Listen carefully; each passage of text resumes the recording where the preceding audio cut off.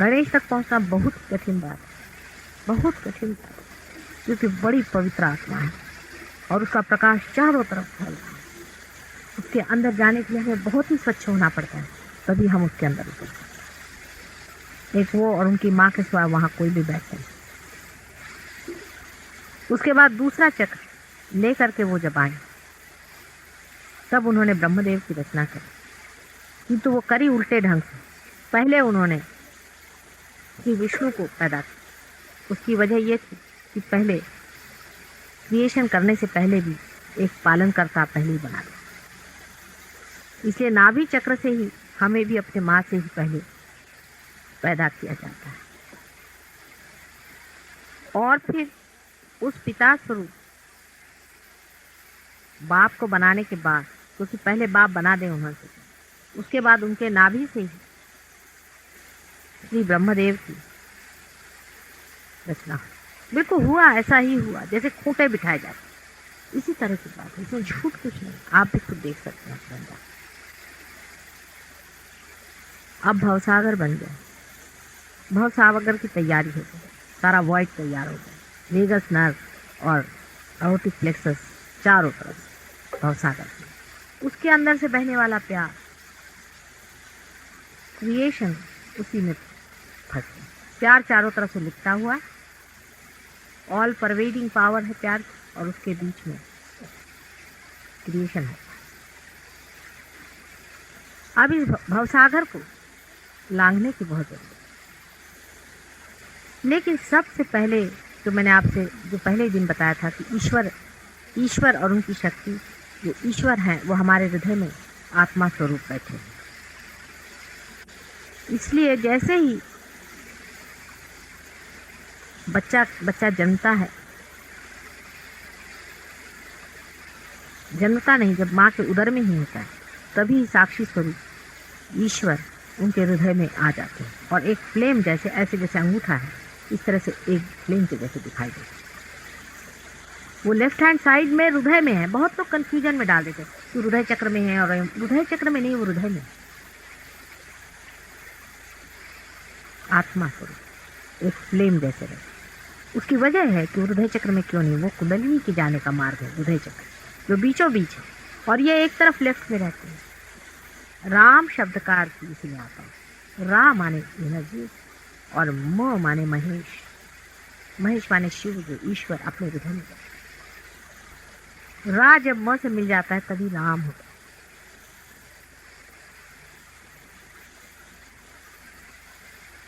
इसे भवसागर में फंसे हुए लोगों को बाहर निकालने के लिए कोई ना कोई व्यवस्था करनी जरूरी। इसलिए ब्रह्मा, विष्णु और महेश, ये बड़ी अजीब सी हस्ती बनाई। इन तीनों के धर्म पे स्थापना कर दी गई दत्तात्रेय, और यही आदि गुरु और हमेशा गुरु रूप रहे, जिन्होंने अनेक बार संसार में जन्म लिया। उनका जन्म राजा जनक के रूप में हुआ था, जो आदि शक्ति के पिता स्वरूप थे। उसके बाद उनका जन्म ईरान में हुआ था, धोराष्ट्र के रूप में। मच्छिंद्र नाथ भी वही।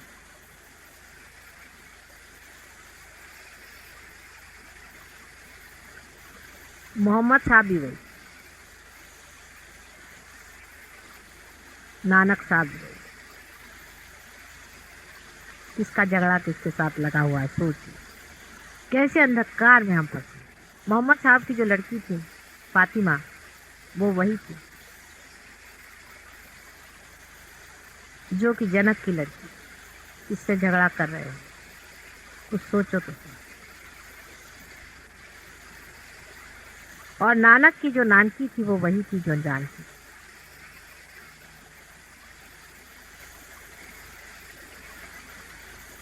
उसके बाद हमारे शिरडी के साईं बाबा, वही आदि गुरु। ये सबके ही गुरु हैं, मेरे भी यही गुरु हैं, आदि गुरु हैं, जिन्होंने मुझे सब धंधा सिखाया, जन्म जन्मांतर सिखाते रहे। अंत में मुझे को आके ही काम करना पड़ा, तो उन्होंने भी नहीं किया, और इस जन्म में मुझे को उनके गुरु स्थान में बिठा गए कि मैं गुरु बनूं। अजीब सी हालत है। एक ज़माना ऐसा था, किसी स्त्री को कोई गुरु मानने को तैयार नहीं था। कलयुग में माँ के सिवा काम नहीं है, पुरुषों के बूते का काम नहीं। प्रखरता से काम चलने वाला नहीं, माँ का प्यार ही इसमें, क्योंकि इतना ज़्यादा पहले ही से दबाव और टेंशन संसार में आ गया है कि आदमी टूट जाएगा जिस दिन और प्रखरता में पड़ेगा, और टूट ही जाएगा। इसलिए प्यार के बगैर कोई इलाज नहीं था, इसलिए हम ही को आज गुरु पद उठाना पड़ा।